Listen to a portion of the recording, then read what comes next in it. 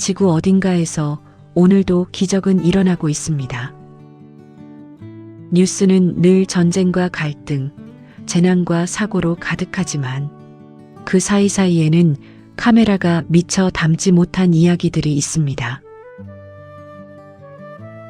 이름도 모르는 영웅들, 말을 못하는 동물의 사랑, 여든 해를 건너온 포옹, 수영도 못하면서 물에 뛰어든 청년까지 오늘 밤 지구촌 7곳에서 전해온 따뜻한 이야기들을 들려드리겠습니다. 실제 뉴스를 바탕으로 상상력을 조금 더해 재구성한 이야기들입니다. 편안하게 앉거나 누우시고 지구촌의 감동에 천천히 젖어보세요. 잠결에 듣는 세상 이야기가 시작됩니다. 가파른 골목을 몇 번이나 오르내리며 그 청년은 할머니를 한 분씩 등에 업었습니다. 말도 제대로 통하지 않는 나라에서 자신의 목숨을 걸고서 오늘 들려드릴 이야기는 불길 속에서 이방인이 이웃을 지킨 밤입니다. 2025년 봄 경상북도를 휩쓴 역대 최대 규모의 산불. 그 불길 속에서 한 외국인 청년이 보여준 용기는 1년이 지난 지금도 우리 가슴을 따뜻하게 적십니다. 실제 뉴스를 바탕으로 하되 이야기를 더 생생하게 전달하기 위해 상상력을 더한 부분이 있습니다. 등장인물의 이름 중 수기안토와 비키는 실명이며 내면의 감정과 대화 일부는 재구성한 것임을 먼저 알려드립니다. 자, 그럼 2025년 3월의 어느 밤 경북 영덕의 작은 어촌 마을로 함께 가보겠습니다. 경상북도 영덕군 축산면 경정삼리. 이 마을 이름을 들어보신 적 있으신가요? 아마 대부분 생소하실 거예요. 동해 바다 끝자락에 조용히 자리 잡은 작은 어촌입니다. 가구 수도 얼마 되지 않고 마을의 절반 이상이 70대, 80대 어르신들인 곳이지요. 봄이면 파도 소리가 담장 너머로 들리고 그 소리에 맞춰 어르신들이 마루에 앉아 소쿠리에 해산물을 손질하던 그런 평화로운 마을이었습니다. 그 마을에 한 청년이 살고 있었습니다. 이름은 수기안토, 인도네시아 출신의 31살 청년이었어요.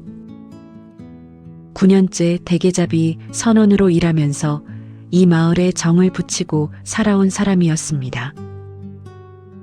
우리가 된장찌개 냄새에서 고향을 느끼듯 수기안토에게는 짭조름한 동의 바닷바람과 대게조업의 냄새가 바로 일상이었을 겁니다. 한국어는 완벽하지 않아도 마을 어르신들과는 눈빛으로 통했다고 해요. 어르신들은 그를 그냥 우리 청년이라 부르며 반찬을 챙겨주기도 했다지요. 어쩌면 그는 이 마을에서 태어난 것은 아니었지만 마음만큼은 이미 오래전부터 이 마을 사람이었는지도 모릅니다. 그런데 2025년 3월 25일 밤 그 평온한 일상이 산산이 무너졌습니다. 저 멀리 산등성이에서 시뻘건 불덩이가 쏟아지기 시작했어요. 역대 최악이라는 경북 대형 산불이 마침내 이 작은 마을까지 덮쳐온 것입니다.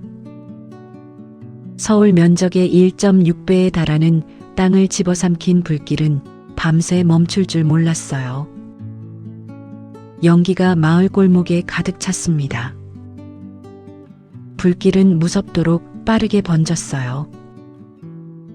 혼자 몸을 가누기 어려운 어르신들은 좁은 골목 안 깊숙이 계셨습니다. 거동이 불편한 분들, 귀가 어두워 사이렌 소리조차 듣지 못한 분들, 이미 연기 속에 멍하니 앉아 계신 분들. 그 순간 수기안토는 주저하지 않았습니다. 할머니, 가야 해요. 제 등에 타세요. 말이 잘 통하지 않아도 괜찮았어요. 그는 몸으로 말했습니다. 등을 구부려 어르신 앞에 무릎을 꿇고 손짓으로 얼른이라는 뜻을 전했습니다. 놀라 굳어버린 할머니의 손을 잡아 자신의 어깨 위에 얹고 그는 힘껏 일어섰습니다. 가파른 골목길을 오르내리며 한 분, 또 한 분, 수기안토는 할머니 7분을 등에 업어 방파제까지 대피시켰습니다. 무거운 몸, 뜨거운 연기, 점점 거칠어지는 숨. 그래도 그는 멈추지 않았어요. 혹시 이 장면에서 생각나는 분이 있으신가요? 내 자식, 내 부모를 지키기 위해서라면 뭐든 할 수 있다는 그 마음. 수기안토는 그 마음을 남의 나라 할머니들을 위해 꺼냈던 겁니다. 바다 쪽 상황도 긴박하기는 마찬가지였습니다. 이웃 마을 축산항에서는 선장 전대원 씨, 편의상 선장님이라 부를게요. 그리고 인도네시아 출신 선원 비키가 배 한 척을 몰고 경정삼리로 향하고 있었어요. 해양경찰조차 진입하기 어렵다는 좁은 수로와 암초지대를 헤치며 두 사람은 방파제로 접근했습니다. 비키는 당시 25살, 선원 3년 차의 풋풋한 청년이었습니다. 불길이 하늘을 붉게 물들이는 걸 보면서도 그는 배의 방향을 돌리지 않았어요.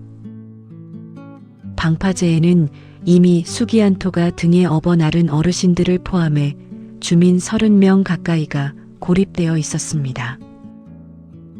선장과 비키는 그분들을 모두 배에 태워 안전한 곳으로 옮겼어요.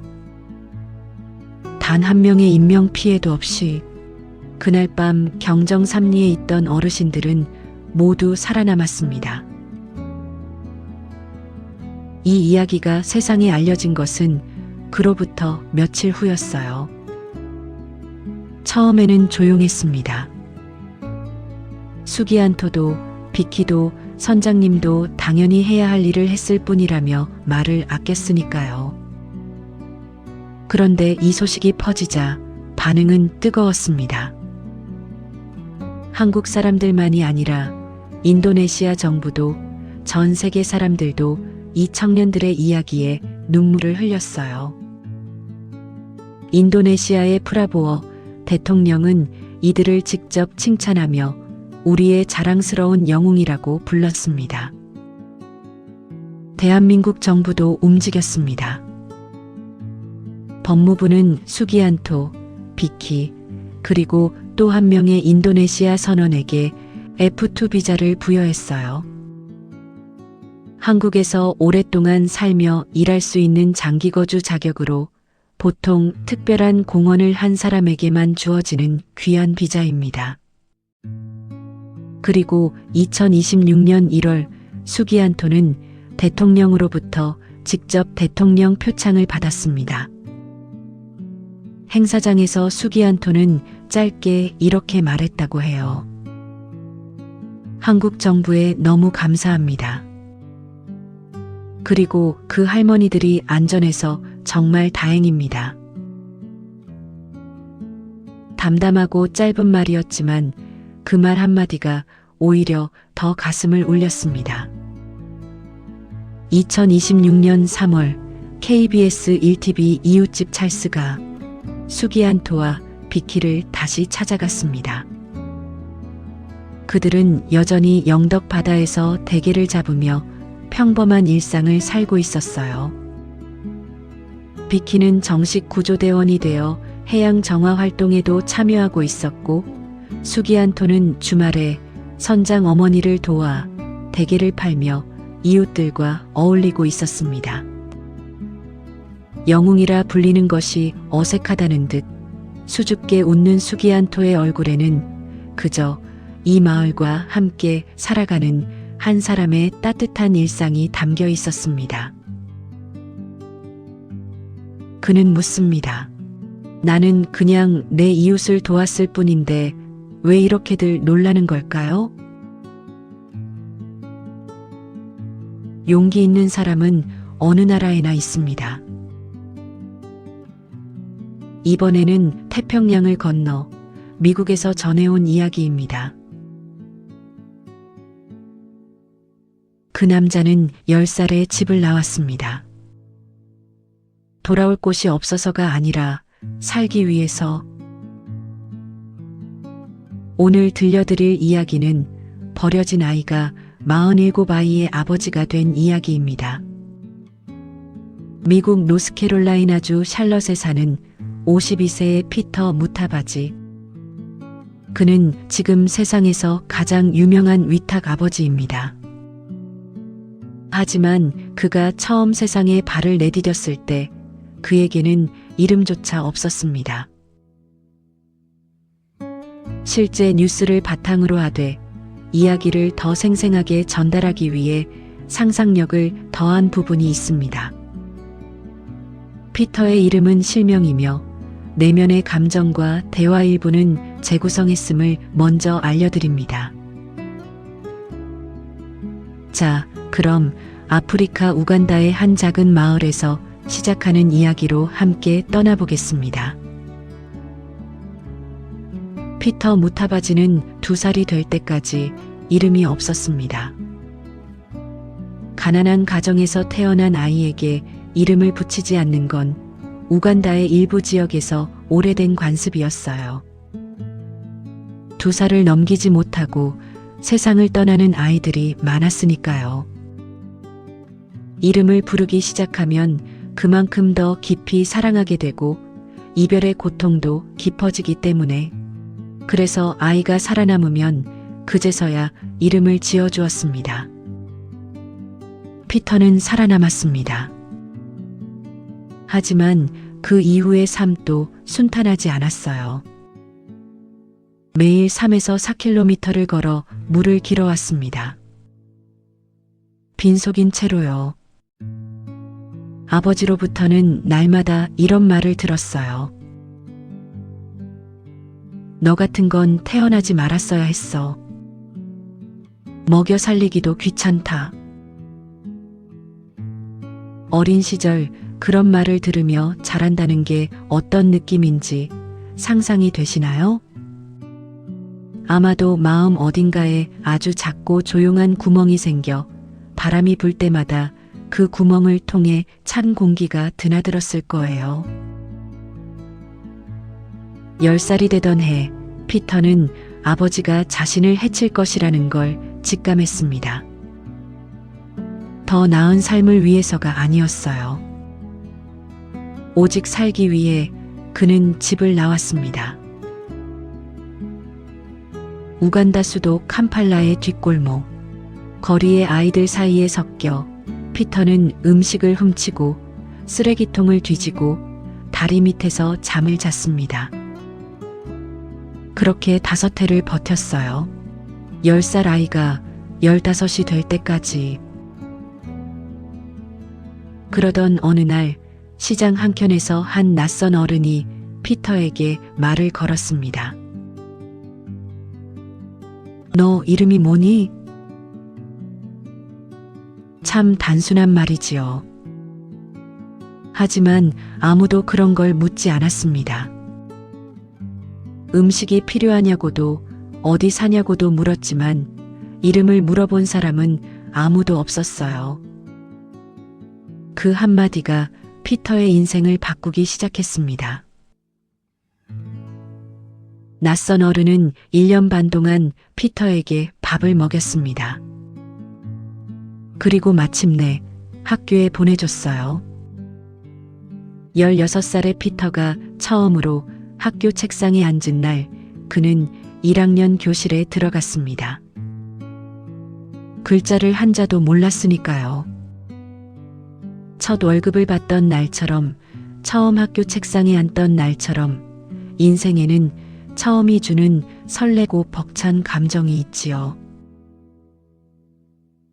16살의 피터에게 그것은 단순한 설렘이 아니었습니다. 자신이 살아도 되는 사람이라는 확인이었어요. 그 이후 피터는 스스로 공부해 미국으로 건너갔습니다. 일하고 공부하고 미국 시민권을 얻었어요. 노스캐롤라이나주 샬럿에 자리를 잡았습니다. 그리고 30이 넘어 어느 날 그는 결심했습니다. 자신에게 이름을 물어봐준 그 낯선 사람처럼 자신도 누군가의 인생을 바꾸겠다고. 위탁보호, 영어로는 포스터 케어라고 합니다. 부모가 없거나 부모가 있어도 아이를 돌볼 수 없는 상황에 놓인 아이들에게 임시로 따뜻한 가정의 품을 제공하는 제도예요. 피터는 혼자서 그 품이 되어주기로 했습니다. 처음에는 주변에서 말렸습니다. 남자 혼자 몸으로 무슨 위탁 아버지야. 생면부지 아이를 어떻게 키워? 하지만 피터는 흔들리지 않았어요. 자신이 그 나이에 필요했던 것이 무엇인지 누구보다 잘 알았으니까요. 그로부터 9년, 그의 집 문을 두드린 아이들은 47명이 되었습니다. 철없이 말을 듣지 않는 아이도 있었고, 세상에 너무 많이 다쳐서 아무도 믿으려 하지 않는 아이도 있었습니다. 어떤 아이는 밥을 먹다가도 갑자기 울음을 터뜨렸고, 어떤 아이는 잠도 못 자고 방구석에 몸을 웅크리고 있었어요. 피터는 그 아이 하나하나를 안았습니다. 그리고 물었습니다. 이름이 뭐니? 자신에게 건네진 그 한마디를 그는 아이들에게 그대로 돌려주었습니다. 지금 피터의 집에는 새 아이가 살고 있습니다. 위탁이 아닌 정식으로 입양한 아이들이에요. 인스타그램에서 포스터 데드 플리퍼, 그러니까 위탁 아빠라는 이름으로 알려진 그는 250만 명이 넘는 사람들의 팔로우를 받고 있습니다. 2권의 책도 썼고 방송에도 수없이 나왔어요. 2026년 봄 피터의 이야기가 다시 한번 세상에 퍼졌습니다. 사람들은 그를 영웅이라고 불렀어요. 하지만 피터는 인터뷰에서 늘 이렇게 말합니다. 저는 영웅이 아닙니다. 그저 누군가가 저에게 해줬던 일을 하고 있을 뿐이에요. 오늘도 샬럿 어느 골목, 피터의 집에는 불빛이 켜져 있습니다. 아직 이름 모를 다음 아이를 위해. 아이를 사랑하는 마음은 국경을 모릅니다. 이번엔 가까운 나라 일본에서 조금 다른 종류의 사랑 이야기를 들려드리겠습니다. 그 아기는 곰 인형을 꼭 안고 혼자 앉아 있었습니다. 엄마가 곁을 떠난 그날부터 단 한 번도 그 인형을 내려놓은 적이 없었어요. 오늘 들려드릴 이야기는 일본 동물원에서 태어난 아기 원숭이와 그 작은 생명이 세상에 보낸 신호에 전 세계가 응답한 이야기입니다. 실제 뉴스를 바탕으로 구성했으며 동물원 측 발표와 외신 보도에 상상력을 살짝 더했습니다. 등장하는 원숭이의 이름 펀치는 실명이며 펀치의 감정과 행동 일부는 상상력으로 재구성했음을 먼저 알려드립니다. 자, 그럼 도쿄에서 1시간 거리에 있는 일본 지바현 이치카와시 동물원으로 함께 가보겠습니다. 2025년 7월 26일 일본 지바현 이치카와시 동물원에서 아기 원숭이 한 마리가 태어났습니다. 일본 원숭이, 흔히 눈원숭이라고도 불리는 종이었어요. 하얀 털에 빨간 얼굴, 조그마한 손을 꼭 쥔 채 태어난 아기에게 사육사들은 펀치라는 이름을 붙여줬습니다. 일본의 유명 만화 작가 몽키 펀치의 이름을 딴 것이었어요. 그런데 기쁨은 오래가지 않았습니다. 어미 원숭이가 아기를 받아들이지 않았습니다. 정확히 말하면 관심을 보이지 않았어요. 왜 그랬는지는 알 수 없습니다. 동물의 세계에서는 가끔 이런 일이 일어납니다. 어미가 새끼를 품지 못하는 날이 찾아오기도 하고 아무도 이유를 설명할 수 없는 이별이 생기기도 합니다. 아기 원숭이는 태어난 지 며칠 만에 어미 곁에서 분리되어 사육사들의 손에 맡겨졌습니다. 이런 경우 아기 원숭이에게 가장 중요한 것은 무언가를 안을 수 있는 대상입니다. 일본 원숭이는 태어나자마자 어미에게 달라붙는 본능이 있거든요. 그 본능이 채워지지 않으면 아기는 불안해지고 제대로 성장하지 못합니다. 사육사들은 여러 가지를 시도했습니다. 수건도 놔봤고 작은 인형도 줬어요. 하지만 펀치는 좀처럼 안정을 찾지 못했습니다. 그러다 어느 날 사육사가 큼직한 오랑우탄 봉제 인형을 가져왔습니다. 스웨덴 가구 브랜드 이케아에서 파는 제품이었는데 부드러운 갈색 털에 두 팔을 벌린 모양이었어요. 그 인형을 본 순간 펀치는 달려들었습니다. 꼭 안고는 놓지 않았어요. 아기 원숭이가 인형을 안고 있는 어찌 보면 참 단순한 장면이었습니다. 하지만 그 장면을 지켜본 사육사들은 마음 한켠이 먹먹해졌다고 합니다. 엄마가 없는 아기가 인형 하나에 기대어 간신히 버티고 있는 모습이었으니까요. 시간이 흘러 2026년 2월 5일 동물원 측이 펀치의 이야기를 사진 한 장과 함께 처음으로 SNS에 올렸습니다. 오랑우탄 인형을 꼭 안고 있는 펀치의 모습이었어요. 그 사진은 하룻밤 사이에 세상을 돌았습니다. 해시태그 행인데요 펀치, 그러니까 펀치야 힘내라는 응원의 물결이 일본을 넘어 전 세계 소셜미디어에 퍼졌어요. 영어권, 중국어권, 스페인어권, 언어도 다르고 나라도 달랐지만 사람들의 반응은 하나였습니다. 너무 짠하다. 힘내라, 펀치. 엄마가 없어도 내가 이길 거야. 여러분은 그 마음이 이해되시나요? 왜 그 작은 원숭이 한 마리에게 온 세상이 마음을 빼앗겼을까요? 아마도 우리 안에도 비슷한 기억이 있기 때문은 아닐까요? 가장 의지하고 싶은 사람이 곁에 없던 그 순간, 혼자서 꼭 쥐고 버텼던 무언가가 우리에게도 있었을 테니까요. 이케아 측은 소식을 듣고 2026년 2월 17일 동물원을 직접 방문해 오랑우탄 인형 33개를 기증했습니다.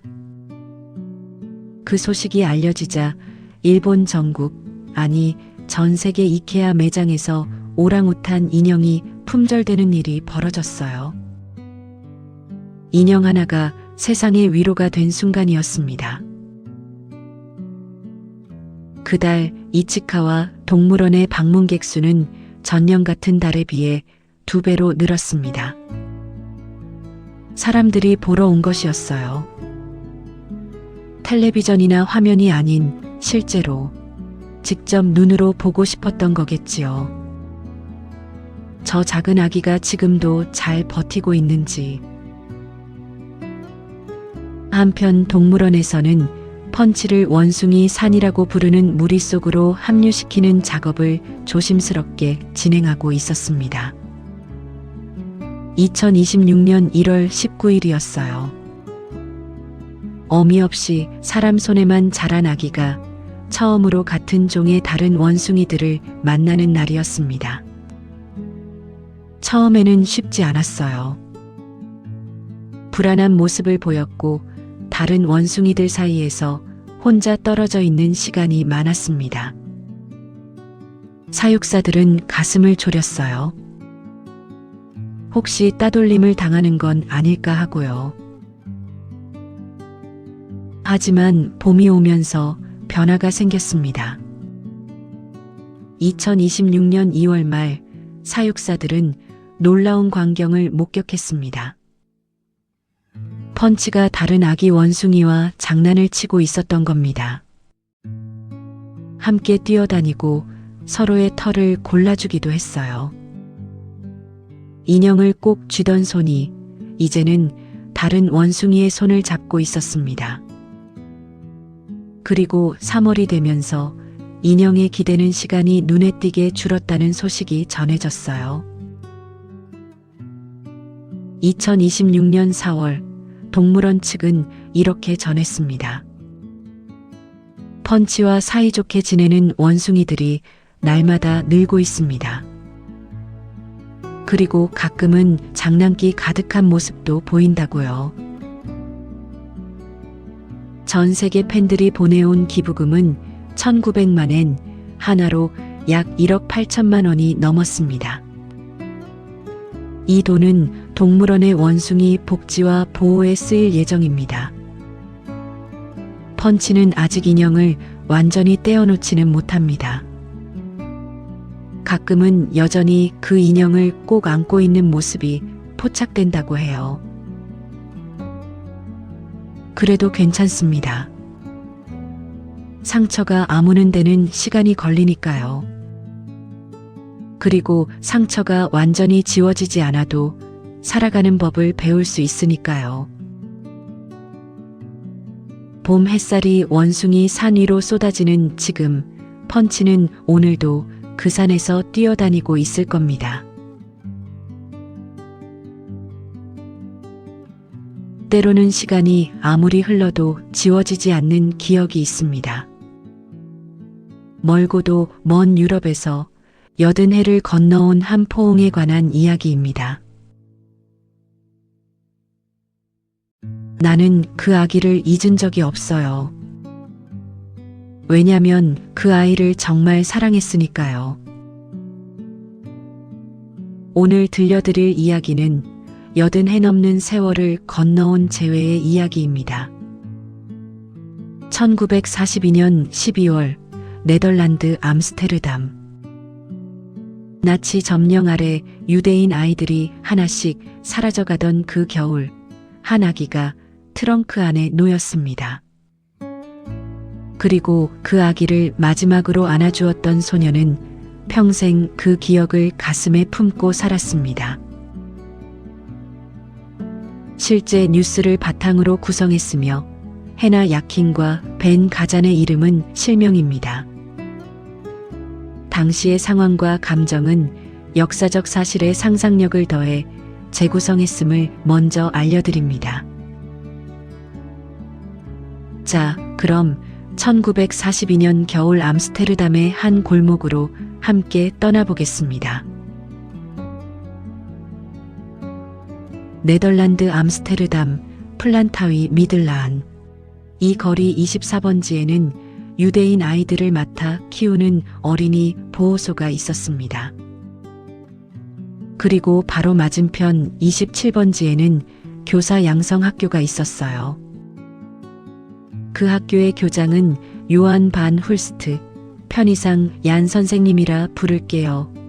얀 선생님은 당시 네덜란드 저항운동에 참여하고 있던 사람이었습니다. 두 건물의 뒷마당은 나지막한 생울타리 하나로 맞닿아 있었어요. 그 생울타리가 수많은 생명을 구했습니다. 나치 독일이 네덜란드를 점령한 뒤 유대인들은 하루가 다르게 사라졌습니다. 성인들은 극장으로, 거기서 기차역으로, 기차역에서 동쪽 어딘가로. 아이들도 예외가 아니었어요. 보호소의 아이들도 언제 잡혀갈지 모르는 상황이었습니다. 얀 선생님은 결심했습니다. 뒷마당 생울타리 너머로 아이들을 건네주기로. 보호소 직원들이 아이들을 들어 넘겨주면 학교 쪽에서 받아 안아 숨겼습니다. 그리고 저항군 동료들이 농가로, 수녀원으로, 낯선 집으로 아이들을 데리고 사라졌어요. 600명이 넘는 아이들이 그 생울타리를 넘었습니다. 얀 선생님의 딸 헤나는 그 시절 9살이었습니다. 아버지의 학교 뒷마당에서 자라던 소녀는 가끔 생울타리 너머로 넘어온 아기들과 마당에서 놀았어요. 이름도 모르는 아기들, 오늘 왔다 내일 사라지는 아이들. 하지만 헤나는 한 아기를 기억했습니다. 이름도 몰랐어요. 그냥 작고 까만 눈을 가진 아기였습니다. 2살쯤 됐을까요? 헤나는 그 아이와 한참을 같이 놀았습니다. 꽃을 따다 주기도 하고 노래를 불러주기도 하고. 그러던 1942년 12월 그 아기는 트렁크 안에 누워 누군가에게 전달됐습니다. 트렁크 안에는 젖병 하나가 함께 들어 있었어요. 아기가 배고파하지 않도록 누군가가 챙긴 것이었습니다. 그렇게 아기는 사라졌어요. 헤나는 그날을 평생 동안 기억했습니다. 세월이 흘렀습니다. 전쟁이 끝났고 암스테르담은 재건됐습니다. 얀 선생님은 1997년 세상을 떠난 뒤에 이스라엘 야드바셈 기관으로부터 의인 중의 의인, 그러니까 홀로코스트 당시 유대인을 구한 비유대인에게 주어지는 최고의 칭호를 받았습니다. 헤나는 아버지의 이름을 기억하는 사람들이 줄어드는 것을 보면서 살았습니다. 그러면서 늘 마음 한쪽에 그 아기를 품고 있었어요. 그 아기는 살아있을까? 이름이 무엇일까? 지금 어디서 살고 있을까? 그로부터 수십 년이 지난 2025년 암스테르담에서 소식이 왔습니다. 아버지 얀반 훌스트의 이름을 딴 공원이 생긴다는 것이었어요. 헤나는 감사하면서도 다시 그 아기 생각이 났습니다.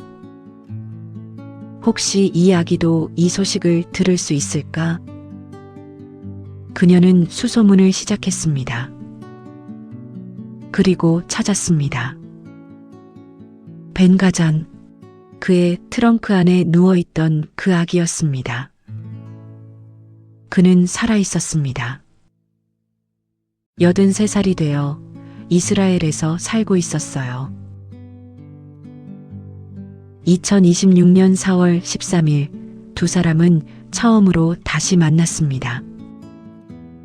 9살 소녀였던 헤나, 이제 93살, 트렁크 안에 있던 아기 벤, 이제 83살. 두 노인이 서로를 알아보았을 그 순간 무슨 말이 오갔을까요? 헤나는 인터뷰에서 이렇게 말했습니다. 나는 그 아이를 잊은 적이 없어요. 왜냐면 그 아이를 정말 사랑했으니까요. 그리고 4월 24일 두 사람은 함께 폴란드로 향했습니다. 나치의 유대인 학살이 자행됐던 바로 그 땅 아우슈비츠로 향한 것이었습니다. 홀로코스트 희생자를 추모하는 욤 하슈아, 그러니까 홀로코스트 기념일 행사에 함께 참석하기 위해서였습니다. 행사장에서 해나와 배는 나란히 서서 추모 횃불에 불을 붙였습니다. 1942년 겨울, 작은 마당에서 꽃을 나눠주던 소녀와 트렁크 안에서 눈만 깜빡이던 아기가 여든 해가 지나 그 땅에서 다시 손을 잡았습니다. 그날 행사에는 전 세계 7천여 명이 함께했습니다. 80세에서 98세 사이의 홀로코스트 생존자 50명이 대여를 이끌었어요. 가장 나이 많은 생존자들이 가장 앞에 서서 여전히 걷고 있었습니다. 이한 선생님이 뒷마당 생울타리 너머로 아이들을 건넸던 그 결심이 지금 이 자리까지 이어진 것입니다. 이번엔 중국으로 떠납니다. 오늘 들려드릴 이야기의 주인공은 모로코 청년 아유브입니다. 그런데 그의 이야기는 뜻밖에도 중국에서 펼쳐집니다.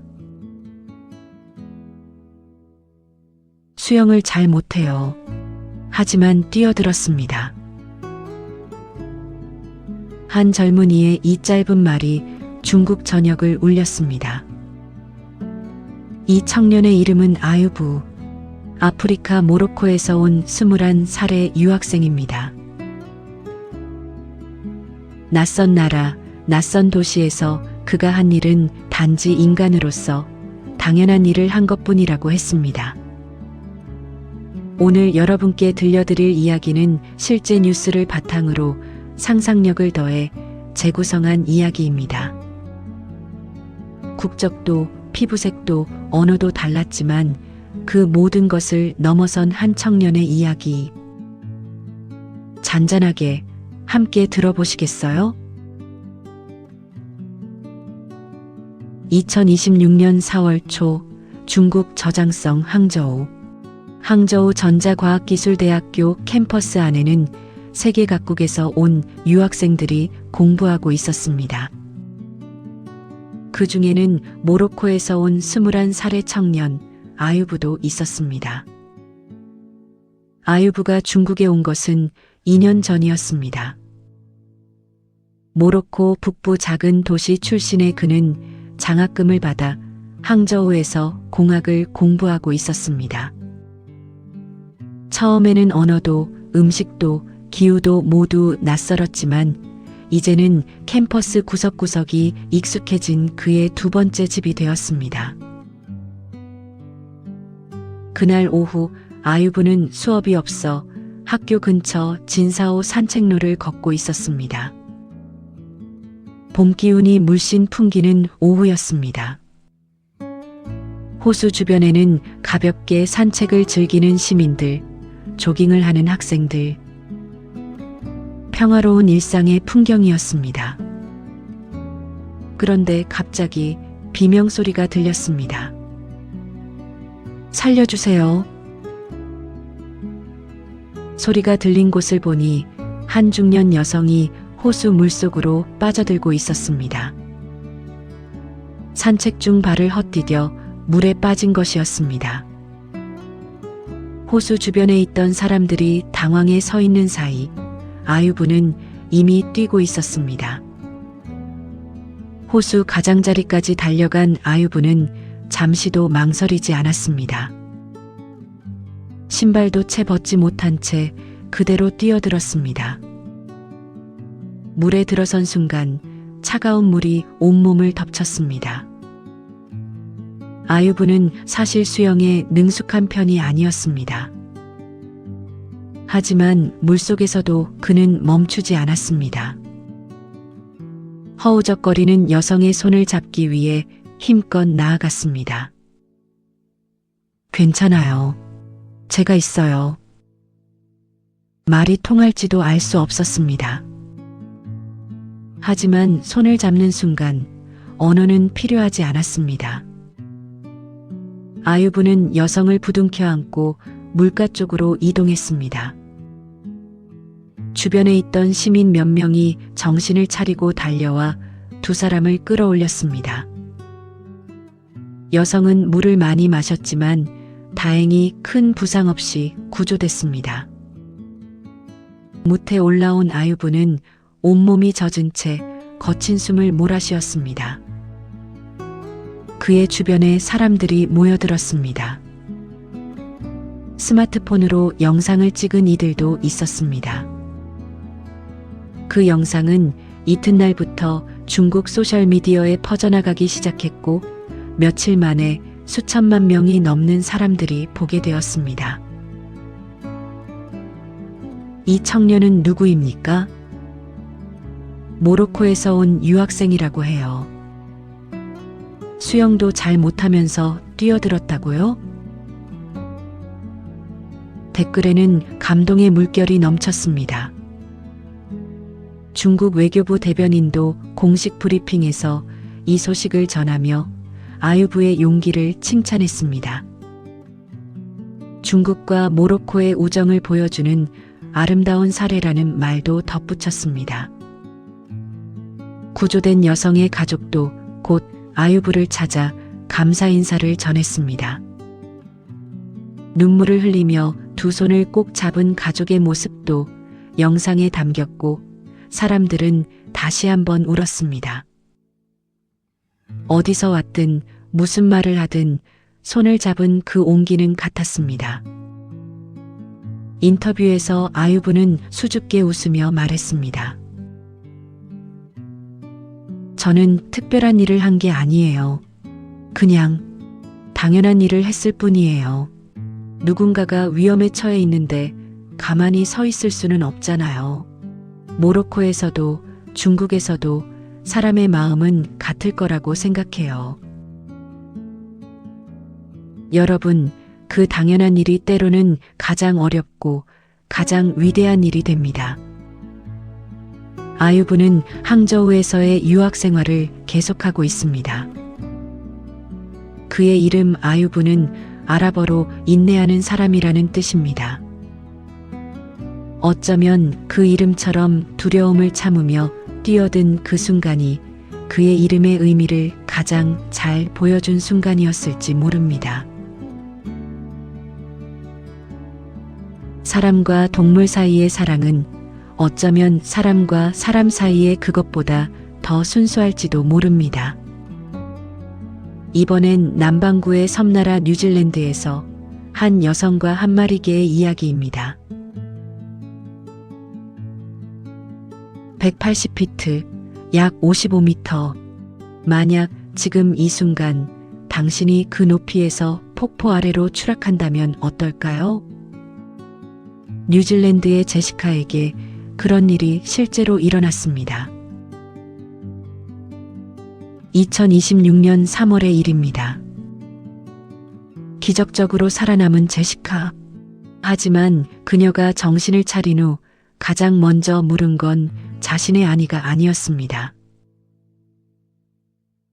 몰리는요? 몰리를 찾아야 해요. 몰리는 그녀의 보더콜리 반려견이었습니다. 오늘 여러분께 들려드릴 이야기는 실제 뉴스를 바탕으로 상상력을 더해 재구성한 이야기입니다. 한 사람과 한 마리 개 사이의 이야기이자 낯선 이들이 함께 만들어낸 기적의 이야기입니다. 함께 들어보시겠어요? 2026년 3월 24일 뉴질랜드 북섬의 험준한 산악지대. 트레킹을 즐기는 사람들에게 알려진 외진 폭포 지대였습니다. 제시카는 혼자 하이킹을 즐기는 것을 좋아하는 37살의 여성이었습니다. 이날도 그녀는 오랜 트레킹 동반자 몰리와 함께 산행에 나섰습니다. 몰리는 검고 흰 털을 가진 보더콜리로 7년째 제시카와 함께한 반려견이었습니다. 어떤 날은 힘든 오르막도, 어떤 날은 거친 너덜지대도 몰리는 항상 제시카 곁에서 뛰었습니다. 그날 오후 갑자기 사고가 났습니다. 바위 위에서 발을 헛디딘 제시카는 폭포 아래로 추락했습니다. 무려 55m, 5층 건물 높이를 훌쩍 넘는 거리였습니다. 기적 같은 일이 일어났습니다. 제시카는 살아 있었습니다. 여러 곳에 부상을 입었지만 의식이 있었습니다. 구조대가 도착했을 때 그녀는 혼자였습니다. 몰리는 어디에도 보이지 않았습니다. 제시카는 구조되어 병원으로 이송되면서도 계속 몰리를 찾아달라고 했습니다. 그 고지대의 험한 지형에 홀로 남겨진 몰리가 어떻게 됐을지 아무도 알 수 없었습니다. 구조대도 경찰도 그 산을 아는 사람도 쉽사리 장담할 수 없었습니다. 야생동물이 사는 곳, 기온이 밤이면 급격히 내려가는 그 산에서 작은 개 한 마리가 살아남을 확률은 그리 높지 않아 보였습니다. 소식은 뉴질랜드 트레킹 커뮤니티 온라인 포럼에 퍼졌습니다. 짧은 글이었습니다. 제 친구 제시카가 폭포에서 추락해 병원에 있습니다. 그녀에게 몰리가 실종됐어요. 누구 도와주실 분 계신가요? 반응은 예상보다 훨씬 빨랐습니다. 댓글과 공유가 폭발적으로 이어졌습니다. 며칠 만에 총 1만 1천 달러, 한국 돈으로 약 1,500만 원 이상이 모금됐습니다. 목적은 단 하나, 열화상 카메라를 탑재한 헬리콥터를 빌려 몰리를 찾기 위해서였습니다. 제시카의 친구는 이렇게 말했습니다. 우리는 제시카가 수술 후 눈을 떴을 때 몰리가 있어야 한다고 생각했어요. 그게 그녀에게 살아야 할 이유가 될 것 같았거든요. 모금을 도운 낯선 이들, 한 번도 제시카를 만난 적 없는 사람들이 속속 참여했습니다. 어떤 이는 우리 강아지 생각이 났어요 라며 기부했고, 어떤 이는 몰리를 꼭 찾길 바란다는 메시지와 함께 보탰습니다. 세상 어딘가에 있는 사람들이 이름도 모르는 한 마리 개를 위해 마음을 모았습니다. 3월 31일 헬기가 떴습니다. 산 위를 돌고 또 돌았습니다. 그리고 열화상 카메라가 생명체의 온기를 포착했습니다. 바위 틈에 몸을 웅크리고 있는 작은 형체였습니다. 몰리였습니다. 7일을 혼자 그 험준한 산속에서 버텨온 것입니다.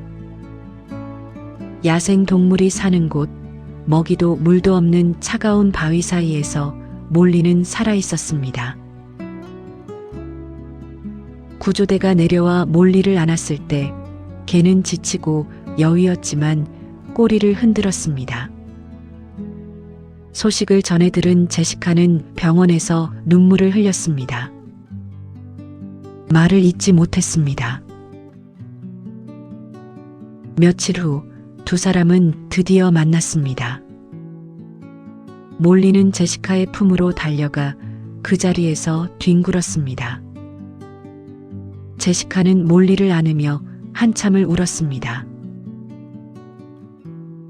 이 모습은 영상으로 공개되었고 CNN을 비롯한 세계 수십 개 언론이 이 기사를 실었습니다.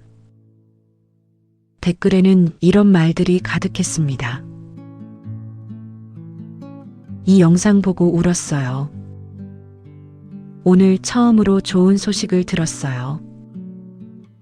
몰리야, 기다려줘서 고마워. 여러분은 어떠신가요?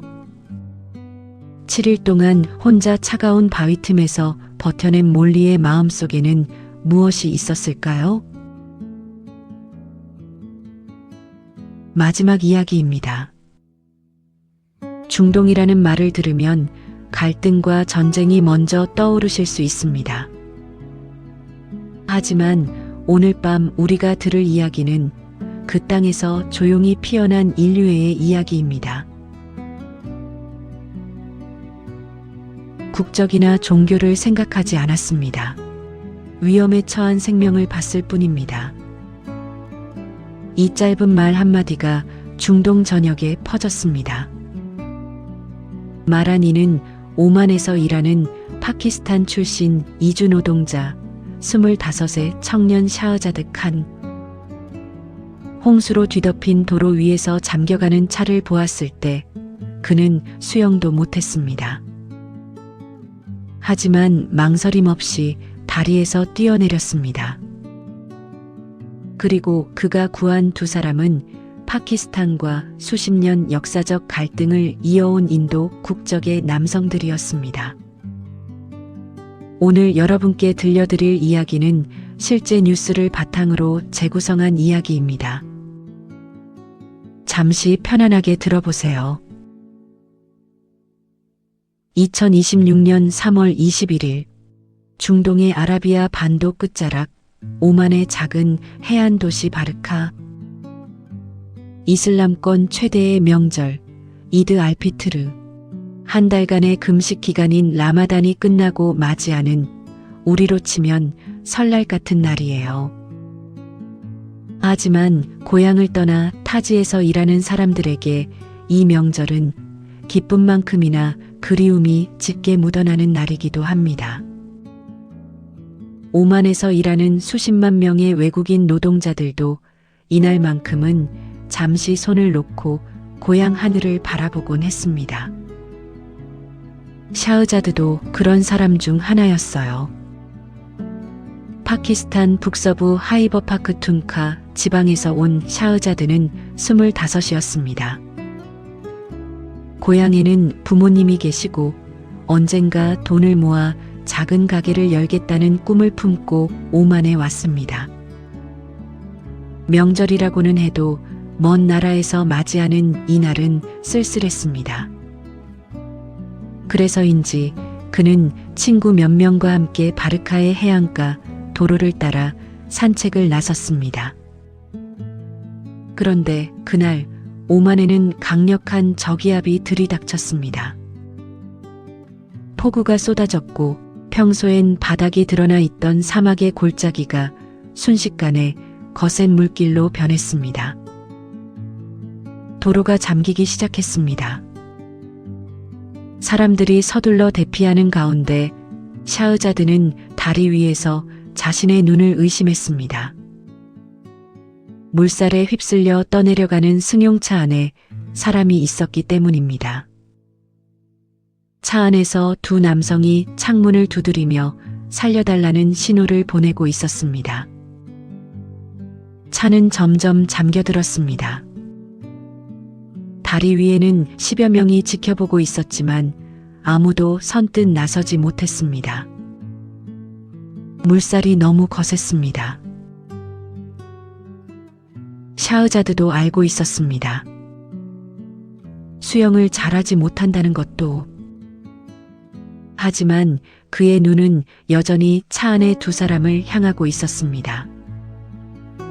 이 사람들이 죽으면 안 된다. 샤흐자드는 다리 위에서 뛰어내렸습니다. 물속에 뛰어든 순간 거센 물살이 그를 덮쳤습니다. 발이 바닥에 닿지 않았습니다. 하지만 그는 차 쪽으로 힘껏 헤엄쳐 갔습니다. 창문가에 다가간 샤흐자드는 주변에서 큰 돌을 찾아 힘껏 유리창을 내리쳤습니다. 한 번, 두 번, 세 번. 쨍그랑. 창문이 깨졌습니다. 샤흐자드는 두 손으로 안에 있는 사람의 손을 잡아당겼습니다. 한 명, 두 명. 다리 위에서 구경하던 사람들이 뒤늦게 정신을 차리고 달려와 밧줄을 던지고 손을 내밀었습니다. 세 사람은 가까스로 물 밖으로 빠져나왔습니다. 다행히 모두 살아남았습니다. 무태 오른 샤흐자드는 쓰러지다시피 주저앉아 숨을 몰아쉬었습니다. 누군가 스마트폰으로 찍은 영상이 소셜미디어에 올라갔고 며칠 만에 수백만 회가 넘는 조회수를 기록했습니다. 오만 현지 언론은 물론 파키스탄과 인도 언론에서도 이 소식을 크게 다뤘습니다. 그런데 기사들이 주목한 것이 하나 더 있었습니다. 구조된 두 남성은 인도 국적이었습니다. 파키스탄과 인도. 1947년 분리 독립 이후 두 나라는 수십 년간 갈등을 이어왔습니다. 전쟁도 있었고 지금도 국경 분쟁이 끊이지 않습니다. 하지만 그날 바르카의 홍수 속에서는 그런 역사가 아무 의미도 없었습니다. 인터뷰에서 샤흐자드는 말했습니다. 나중에 알았습니다. 그들이 인도인이라는 것을. 솔직히 말하면 별로 상관없었습니다. 위기에 처한 사람이 있었고 저는 그저 사람으로서 해야 할 일을 했을 뿐이에요. 파키스탄 대사관은 샤흐자드에게 공로 인증서를 수여했습니다. 샤흐자드가 일하던 회사 엘리트 그룹은 시상식을 열고 그에게 사우디아라비아 성지 순례 여행을 선물했습니다. 오만 언론은 그를 영웅이라 불렀습니다. 하지만 샤흐자드는 고개를 저으며 말했습니다. 저는 그냥 거기 있었을 뿐이에요. 누구든 그 자리에 있었다면 똑같이 했을 거예요. 명절 연휴에 낯선 나라에서 홀로 맞이하는 외로움, 고향을 그리워하는 마음, 그 마음을 안고도 위기의 순간에 망설임 없이 뛰어든 한 청년. 어쩌면 그 외로움이 오히려 타인의 고통에 더 예민하게 반응하게 만들었는지도 모릅니다. 오늘 소개해드린 7가지 이야기 잘 들으셨나요? 대한민국의 이방인 청년, 미국의 아버지 피터, 일본의 아기 원숭이 펀치, 유럽의 80해 만의 포옹, 모로코 청년 아유브, 뉴질랜드의 몰리, 그리고 오만 홍수 속의 샤흐자드까지 이들 중 누구도 처음부터 영웅이 되려 하지 않았습니다. 그저 그 순간 그 자리에 있었고 당연한 일을 했을 뿐이라고 했습니다. 하지만 그 당연한 선택들이 오늘 밤 우리의 마음을 따뜻하게 적시고 있습니다. 세상은 뉴스보다 훨씬 따뜻한 곳에 있습니다. 우리가 미쳐보지 못할 뿐입니다. 오늘 밤 이 이야기들을 들으며 마음이 조금 따뜻해지셨다면 그것으로 충분합니다. 내일 아침 눈을 뜨실 때 오늘 들은 이야기 중 하나가 마음속에 남아있기를 바랍니다. 세상을 바꾸는 것은 위대한 사람이 아니라 위대한 마음을 가진 평범한 사람들입니다. 오늘도 함께 해주셔서 감사합니다.